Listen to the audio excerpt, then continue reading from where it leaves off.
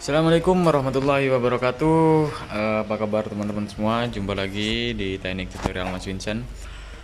Nah, untuk tutorial kali ini saya ada kulkas Polytron satu pintu ya. Oke, kita buka. Nah, untuk kulkas satu pintu dengan merek Polytron ya, yang sering bermasalah. Di sini bunga esnya hanya sebagian ya. Jadi di bagian bawah ini tidak ada bunga es sama sekali.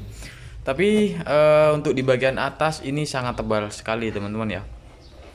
Nah, permasalahan yang seperti ini itu terjadi ketika oli kompresor itu naik ke bagian evaporator. Nah, untuk oli kompresor yang terjebak di evaporator ini itu ada di sebelah bagian bawah ini, sehingga tidak bisa kembali ke atas teman-teman.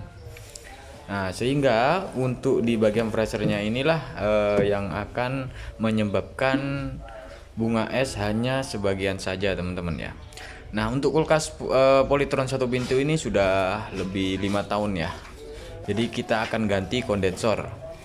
Nah, ini kondensornya. Nah, untuk pergantian kondensor di sini saya menggunakan kondensor 8U ya. Jadi saya tidak menggunakan yang 10, hanya saya menggunakan yang 8 karena evaporatornya itu kecil ya. Kecil, jadi saya menggunakan yang 8 teman-teman ya. Nah, di sini kenapa sering bocor di kondensor kulkas Polytron, karena di sini kondensornya memakai besi. Kalau yang lama itu menggunakan tembaga seperti itu ya, teman-teman. Nah, oke. Sekarang kita akan coba ya. Kita akan coba kita potong ya. Kita potong di bagian hisapnya. Sambil lalu kita flashing ya. Kita flashing untuk oli yang sudah terjebak di bagian evaporator ini teman-teman. Jadi ini yang saya pegang itu kita potong ya, supaya oli yang di bagian evaporator yang sudah terjebak itu bisa kita buang, kita bersihkan teman-teman ya. Oke, sekarang kita potong ya. Kita potong menggunakan cutter seperti ini. Usahakan untuk flashing evaporator benar-benar bersih teman-teman ya, supaya evaporatornya dan untuk sirkulasinya juga lancar, tidak ada yang tersendat sedikit pun. Oke, kita potong seperti ini dan kita akan lihat ya, ini pasti banyak olinya nih teman-teman ya, langsung keluar olinya. Nah, ini sudah saya potong nih, olinya keluar nih teman-teman ya. Nah, jika ini tidak dibersihkan percuma. Untuk teman-teman semua sudah isi freon ganti kondensor, malah akan terjadi hal yang jadi nggak dingin lagi, jadi kembali ke awal lagi teman-teman ya. Nah, ini penyebabnya. Jadi saya sarankan untuk kita flashing evaporatornya ketika kita memperbaiki di saluran pipa kulkas ini teman-teman. Jadi saya anjurkan. Nah, di sini kita akan potong ya di bagian pipa pengisian. Udara yang dihisap itu lebih besar nanti teman-teman ya, supaya daya dorongnya lebih besar ya, agar mempercepat juga untuk flashing. Nah, untuk teman-teman semua biar cepat kita flashing menggunakan metil ya. Kita masukkan metil supaya kita mempercepat proses flashing ini teman-teman. Oke, kita akan flashing, tunggu sampai benar-benar habis. Jika masih ada, terus kalian flashing ya, baru kemudian nanti kita akan pasang kondensor setelah di bagian evaporatornya ini bersih teman-teman.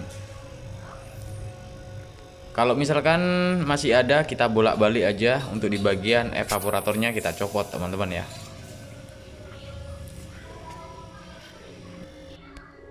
Oke, di sini sudah saya pasang untuk di bagian kondensornya ya.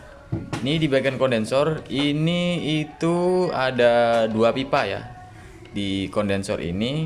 Nah, di sini untuk pemasangannya saya jalurnya itu mulai dari bawah ya. Mulai dari bawah kemudian menuju ke atas sampai keluar jalur selanjutnya, baru kemudian itu ke filter. Ya. Nah, seperti ini. Jadi jalur yang dari bawah dari mesin ini ya, ini yang saya pegang, ini kita menuju ke atas ya, kita menuju ke atas, baru jatuhnya ke filter, usahakan filter yang baru. Setelah filter ke kapiler ya, ke evaporator, ke fresernya, baru kemudian ke bagian hisapnya ini teman-teman ya, turunnya, baru ke kompresor. Nah, dipastikan untuk pengelasan jangan sampai ada yang bocor. Nah, ketika ada yang bocor nanti pemakumannya itu tidak maksimal ya.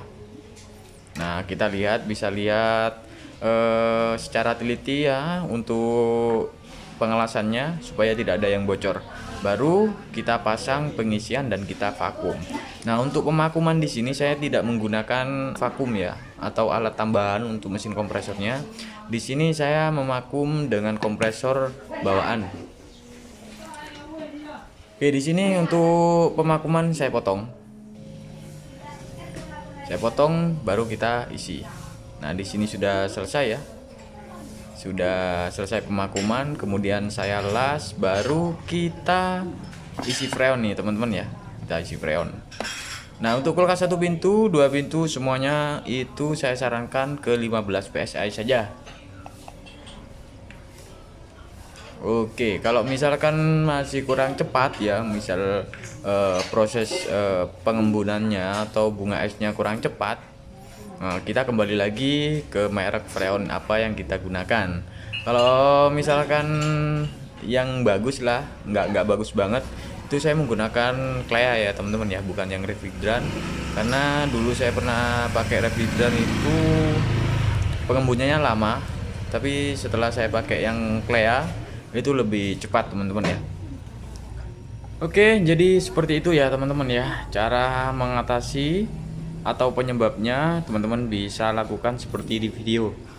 Di sini untuk caranya sudah saya paparkan ya semuanya, gimana cara proses awalnya seperti apa ya teman-teman ya. Oke, jangan lupa like, komen, dan subscribe. Assalamualaikum warahmatullahi wabarakatuh.